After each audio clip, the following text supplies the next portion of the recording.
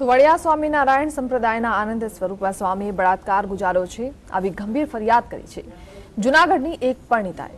આ પરિણીતાએ આક્ષેપ કર્યો છે કે તેના પતિ સાથેના અનબનાવ બાદ સમાધાન માટેની લાલચ આપીને આનંદ સ્વરૂપા સ્વામીએ છરી બતાવીને ચાલુ કારે દુષ્કૃત્ય ગુજાર્યું। ત્યારે આ અંગે જૂનાગઢ સી ડિવિઝન પોલીસમાં ફરિયાદ નોંધાઈ। સ્વામિનારાયણ સંપ્રદાયના સ્વામીની પાપ લીલા ભગવા પહેરીને કર્યું ભૂંડું કાર્ય, સમાધાનના નામે કર્યું શૈતાની કૃત્ય, પરિણીતાની જિંદગીને કરી બરબાદ। ફરી એક વખત સ્વામિનારાયણ સંપ્રદાયને કાળો દાગ લાગે તેવું કાર્ય એક સ્વામીએ કર્યું છે। આ વખતે વડિયા સ્વામિનારાયણ સંપ્રદાયના આનંદ સ્વરૂપ સ્વામીનું નામ ચર્ચામાં આવ્યું છે। જૂનાગઢની એક પરિણીતાએ આક્ષેપ કર્યો કે સ્વામી આનંદ સ્વરૂપે તેમના પતિ સાથે સમાધાનના નામે તેની સાથે નિકટતા કેળવી અને ત્યારબાદ ચાલુ કારમાં છરીની અણીએ બદકામ કર્યું। આ સાથે ધમકી ઉચ્ચારી કે કોઈને કહીશ તો છોકરીને ઉપાડી લઈશ।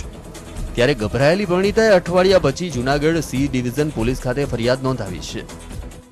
આ કામના આરોપીએ ફરિયાદી ભોગ બનનાર બેનને શિશુમંગળ રોડ ઉપર બોલાવેલા। ત્યાં પોતાની ગાડી સાથે આ કામના આરોપીઓ હાજર હોય વાતચીત કરવા માટે પોતાની ગાડીમાં બેસાડેલા અને ગાડીમાં બેઠા પછી ત્યાંથી ગાડી રવાના કરી અને ગાડી દરમિયાન એમને ચાલુ ગાડીએ એમને ધમકી આપી અને ગાડીમાં આ કામના ફરિયાદી બેન સાથે જબરજસ્તી કરી અને તેમને શારીરિક સંભોગ કરેલ છે, જે બાબતેની ફરિયાદ દાખલ કરવામાં આવેલી છે।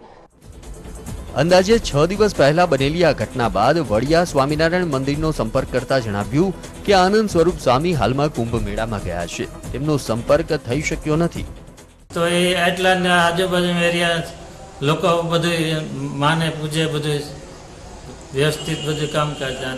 આ 5-6 દિવસ કુંભના મેળામાં ગયા છે અને 4 કે 5 દિવસ ત્યાં 5 દિવસ ત્યાં કોન્ટેક્ટ થતો નથી પાછો। અમે બહુ પ્રયત્ન કરી છે।